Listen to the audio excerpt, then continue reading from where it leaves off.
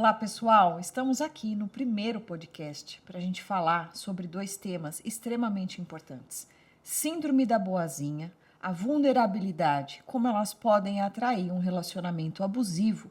Então, hoje nós vamos falar sobre narcisismo. Vamos falar com a minha paciente, a Carol Brito. Eu.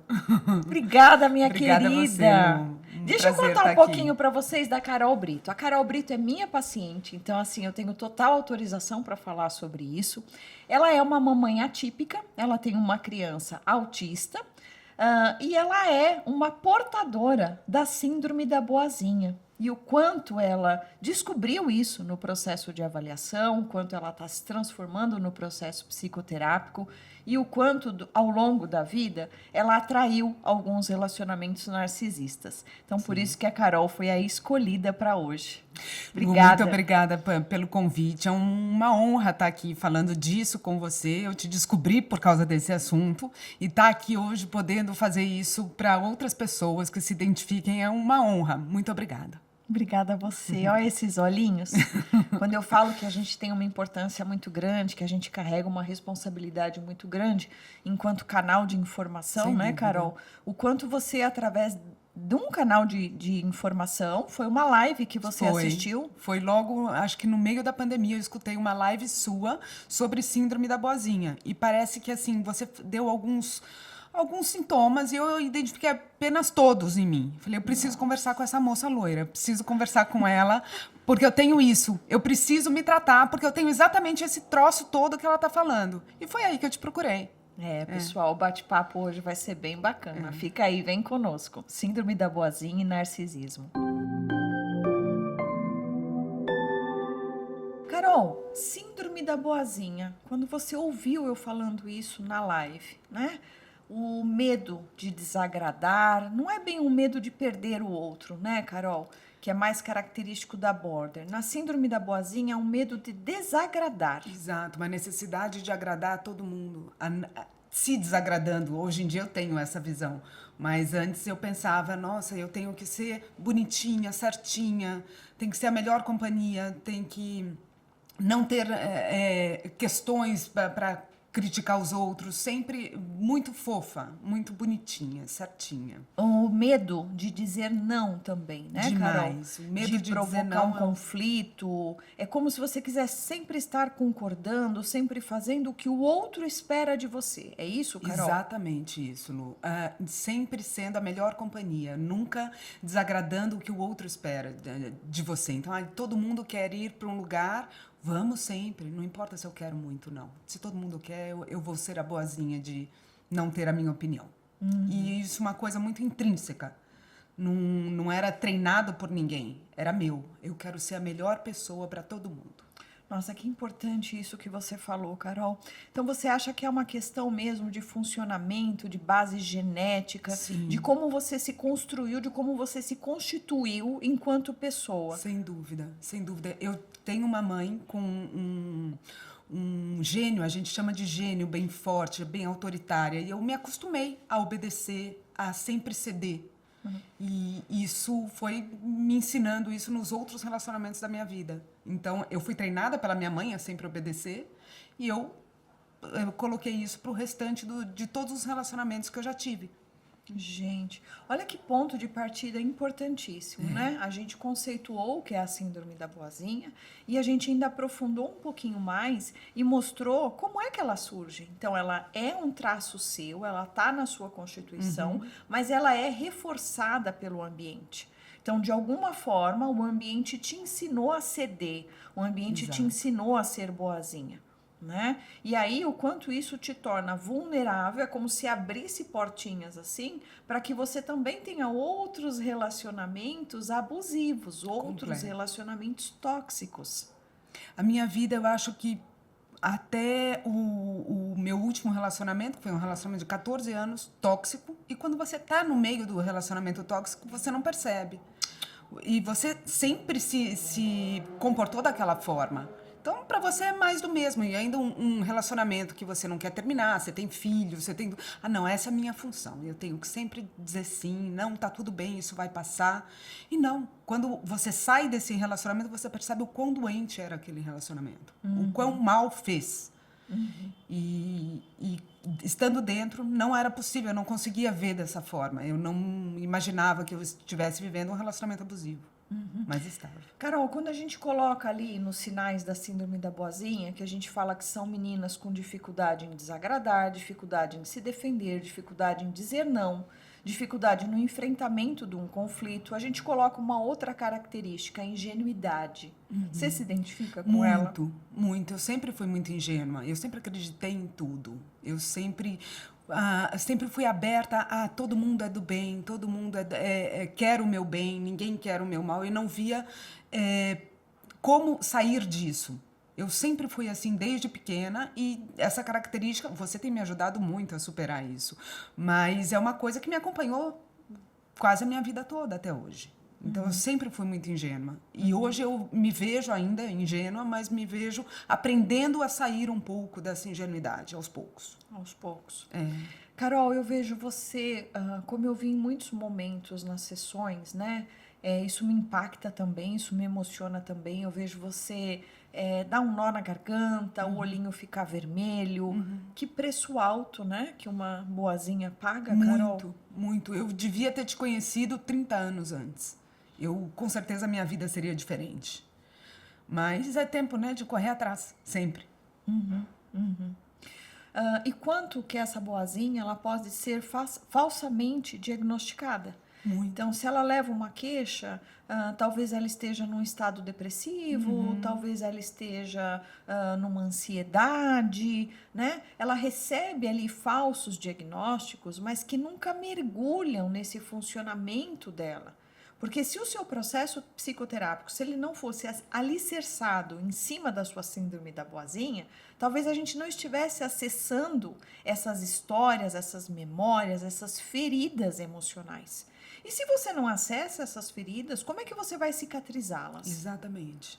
Né? Como é que você vai aprender com esse último relacionamento tóxico a você não entrar num próximo relacionamento tóxico? Exatamente. O risco, ele existe. Porém, a sua consciência, a sua clareza no olhar, ela é outra.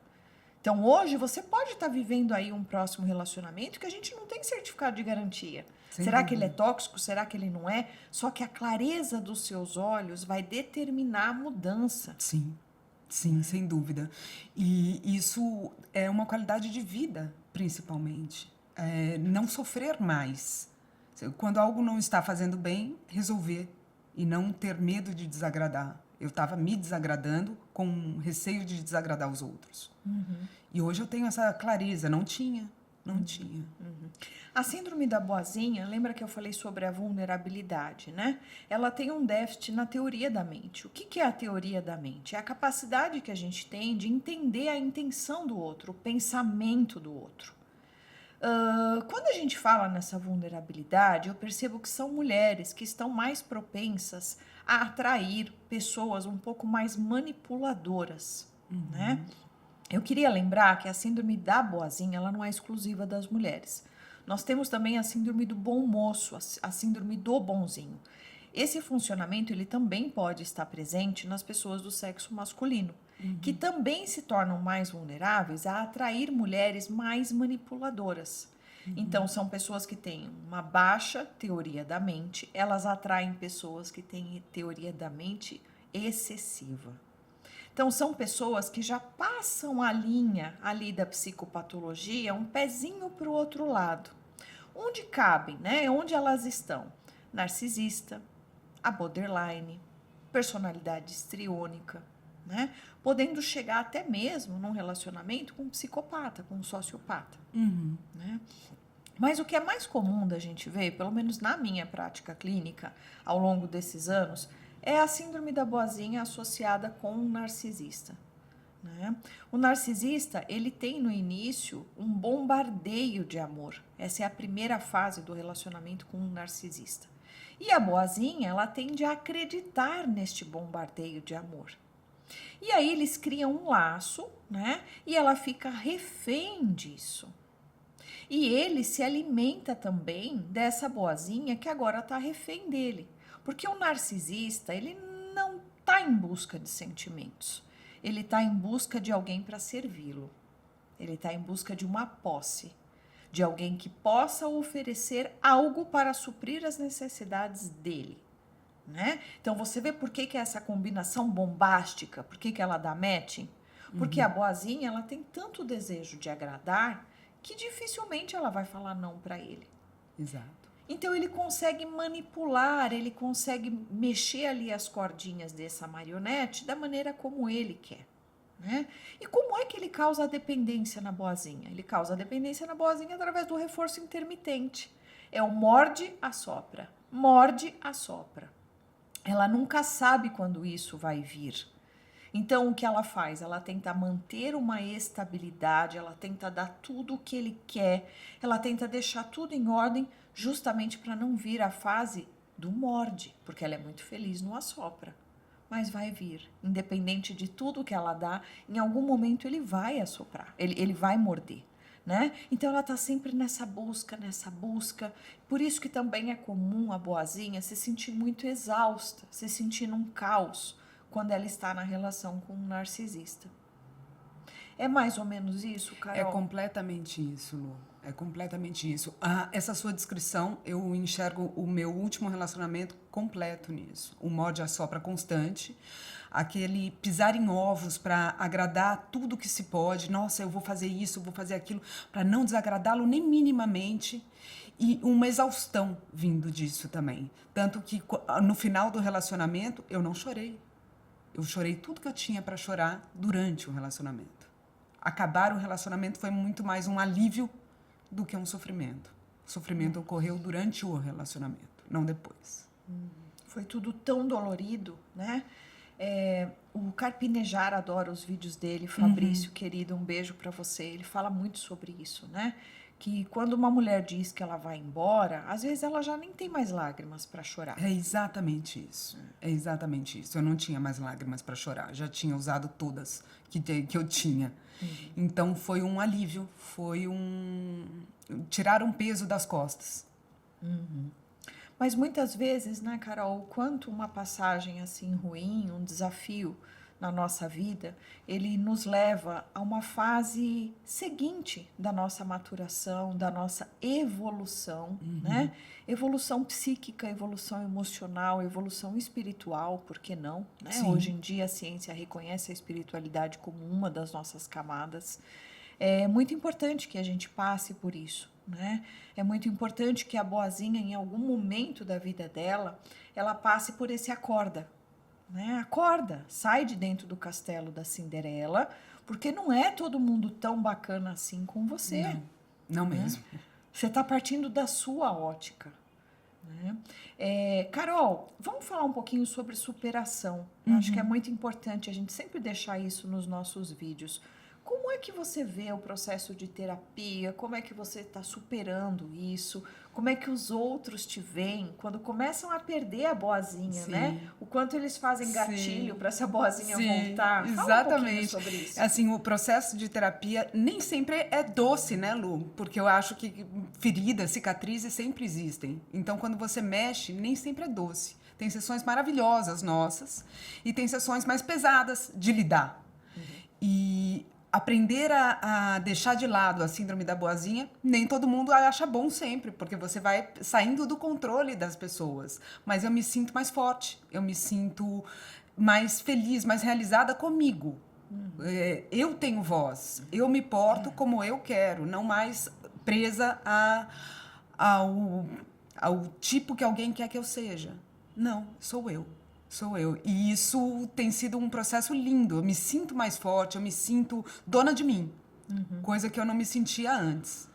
E não é bom para todo mundo que tinha as rédeas sobre você. Minha mãe tem sofrido um pouquinho.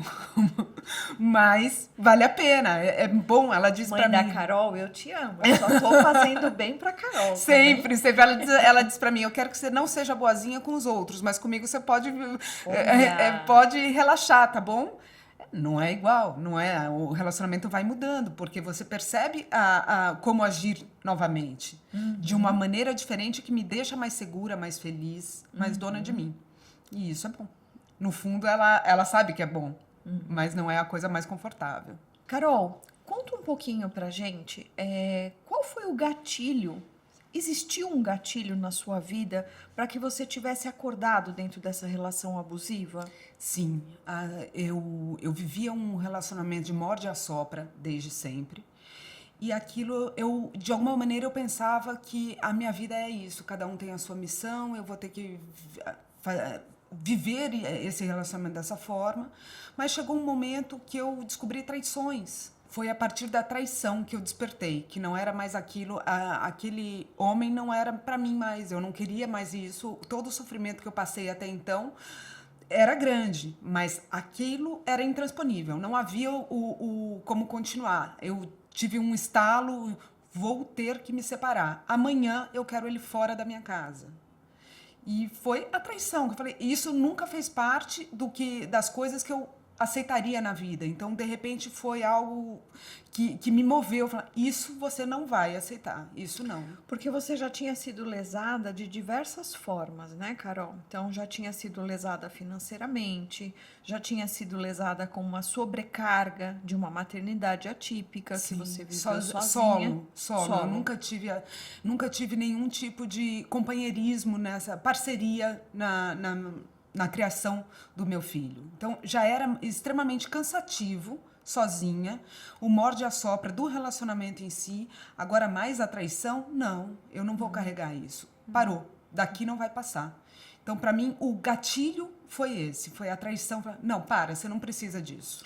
Mas durante muito tempo, mesmo sendo lesada, você acreditava que você não poderia viver sem esse relacionamento? Acreditava que era a minha missão. Cada um tem um destino, a minha missão era continuar naquilo. Eu tenho um filho atípico, vou ser mais sozinha ainda, vou terminar um relacionamento e qual carga mais eu vou levar para mim? Mas não, terminar o relacionamento me trouxe leveza e eu não achava isso possível. Então foi crucial, a traição foi boa, porque me fez despertar para algo que eu não queria mais e eu só precisava de um empurrão forte para me acordar naquela situação. Tá. Carol, a gente precisa falar para alertar outras pessoas, né? O quanto um relacionamento, quando ele não está equilibrado, né? 50% e 50%, quando existe aí um adoentamento na psique do outro, né? O quanto esses relacionamentos, eles podem ser exaustivos. Você, na verdade, não se nutre nesse relacionamento, você não se encontra nesse relacionamento. Você chegou num ponto de exaustão, Carol? Completa. Eu me lembro de acordar pela manhã exausta. Que missão do dia hoje eu vou ter para agradar essa pessoa, para continuar esse relacionamento? Eu era uma pessoa exausta. Quando eu digo que no final, quando terminou tudo, eu tirei um piano das costas, é porque eu me tornei leve, me tornei feliz, mesmo que sozinha. O estar acompanhada no relacionamento me deixava mais sozinha do que sozinha em si. Eu estava muito mais feliz depois. Que coisa, né, Carol? Quantas pessoas a gente ouve que sofrem de dependência emocional e que se mantêm num relacionamento a qualquer preço. Exato. Com custos elevadíssimos, né?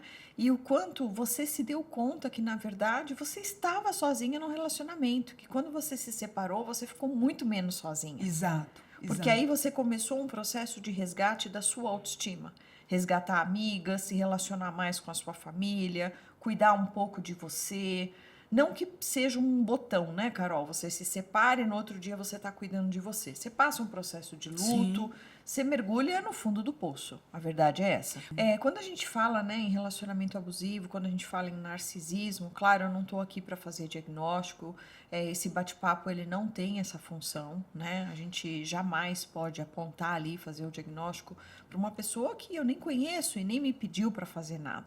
Mas vamos pensar aí sobre o transtorno de personalidade narcisista, né? A falta de empatia, ela é muito grande. Ele não consegue ver esse outro, a não ser que esse outro seja útil para ele, venha trazer algo para ele. Por isso que é uma espécie de vampirismo. né? A pessoa suga, suga, suga, suga e o outro sente este cansaço. Então, talvez o quanto para você foi uma superação, o quanto isso pode ajudar outras pessoas. Sim, Quando a gente fala nessa questão de se livrar dessa dependência, de começar a olhar para você, né, Carol?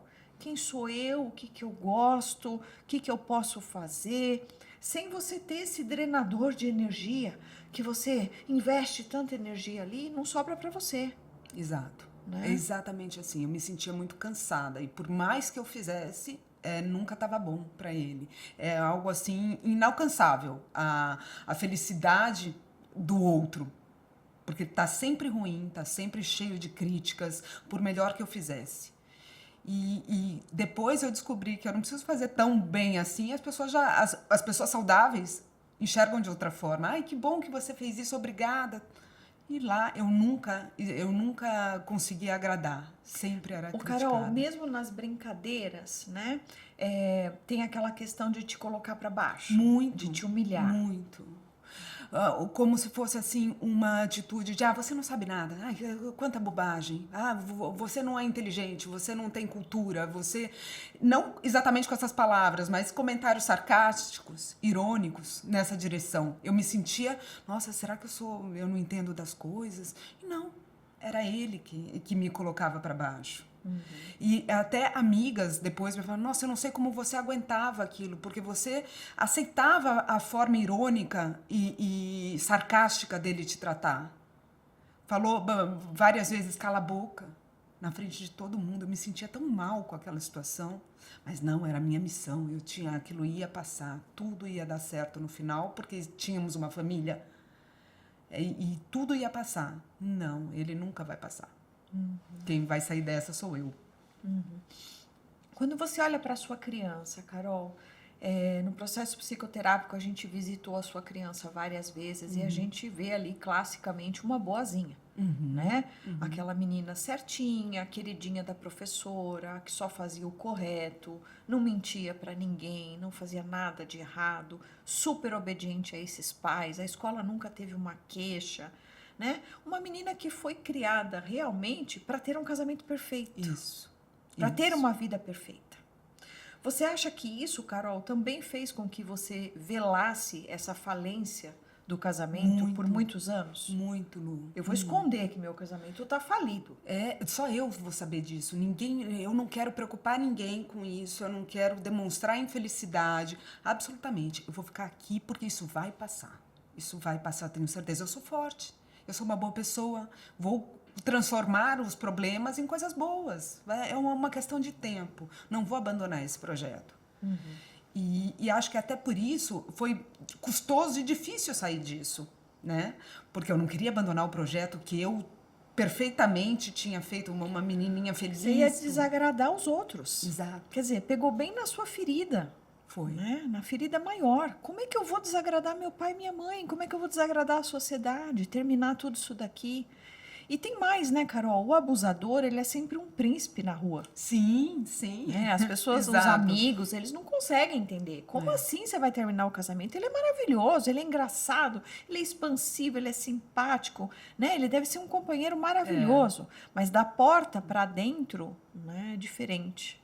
É completamente outra coisa, o oposto da porta para dentro. Só quem convive com uma pessoa com esse transtorno percebe o quão é difícil nos momentos a sós. Não tem plateia. Ele é uma excelente pessoa para a plateia. Uma pra usar máscara, né? isso. Bem grande. Chega em casa, ele se despe e fica exatamente como ele é. E aí não é bom. E aí a máscara cai. Vamos ajudar quem está aí assistindo a gente, Carol? Conta um pouquinho. Como que é superar a síndrome da boazinha? Ela vive aí dentro ainda? Ela vive, mas é um trabalho assim constante. No dia a dia, eu me pergunto, será que eu estou sendo boazinha? Será que eu estou sendo ingênua? Eu não quero cair no mesmo erro de novo. Então, é uma busca constante. Como é que eu posso curar no dia a dia essa minha mania de agradar sempre, de ser a melhor pessoa, mais simpática, que não causa problema. Mas eu tento dosar isso da maneira de eu quero me agradar primeiro. Se eu puder me agradar e ser bom para as outras pessoas, ótimo. Mas primeiro eu tenho que me agradar. Você acha que a gente pode deixar uma palavra-chave como dica? Se impor? Se impor. Se impor, sem dúvida. E esse é o maior dos desafios sempre. Porque eu tenho a tendência de, tá tudo bem. Não, eu tenho que me impor. Eu tenho que dizer o que eu quero. Eu tenho que dizer o que eu penso. E esse é um desafio constante. E quanto mais se faz, mais se aprende a fazer, né? É isso aí, é o treino, né? A experiência. Você ouviu recentemente, eu acho que essa terapia não está te fazendo bem. Sim. Claro, porque eu tô me impondo. Então, não faz bem para quem se alimenta da imposição em cima da pessoa. Mas quando eu me imponho, fica mais desconfortável. E como que você lidou, Carol? Causou um certo desconforto, um sentimento de culpa, uma insegurança, tipo, será que eu tô certa, eu tô errada? Não, eu não tenho mais essa insegurança. Eu lidei com diversão, rindo, tirando sarra, vai, é que tá mais difícil eu conviver comigo, é isso. Mas não tenho insegurança, esse é o caminho certo, eu não tenho dúvida disso. Então, nas primeiras etapas, você teve insegurança, você se recolheu, você não sabia o que responder para a pessoa. Sim. E aí, aos poucos, você foi aprendendo a responder e nem criar uma briga ou um conflito por isso. Você levou no humor. Isso, exatamente. E eu acho que é o melhor caminho, né? Você não vai mudar as pessoas são como elas são. Mas você consegue mudar a forma como você lida com isso. Durante as sessões, Carol, eu acho que eu sempre falo um pouco para você que quando a gente tem um problema, a gente sabe que ele existe, né? A partir do momento que a gente sabe que ele existe, a gente tem algumas opções. Você cria força para aprender a pular, você espera o tempo certo para transpor, né, esse obstáculo, você se instrumentaliza para transpor esse obstáculo e com certeza, a hora que você passar para o lado de lá, houve um processo de transformação, houve uma mudança, né? E ela vai se refletir em todas as esferas da sua vida. Eu acho que a única coisa que a gente não pode fazer é fazer de conta que o problema, que o obstáculo existe. Né? Busque ajuda, busque rede de apoio, busque informação, leia sobre, né? A gente tem um clássico aí sobre a síndrome da boazinha, que é a autora que descreveu. Lembrando que a síndrome da boazinha, ela não é um diagnóstico, ela é um funcionamento de personalidade, né? Já o narcisismo, por exemplo, uma personalidade borderline, histriônica, aí sim, já é um diagnóstico que está descrito no DSM-5. Carol, queria te agradecer. Estamos chegando aqui no final. Que pena, flui tão bem. Muito. Acho que um bate-papo tão importante. Demais. Lu, né? Obrigada a você e tomara que esse nosso papo encontre muitas pessoas, porque você me ajudou demais e eu quero ajudar outras pessoas também a melhorar. O processo psicoterápico, ele é uma estrada de mão dupla. Eu não tenho vergonha de dizer isso. Enquanto eu ajudo vocês, enquanto eu contribuo, eu também aprendo muito e eu também me construo muito. Ai, que Obrigada demais. por tudo. Obrigada a você. Beijo, até o próximo. Eu também.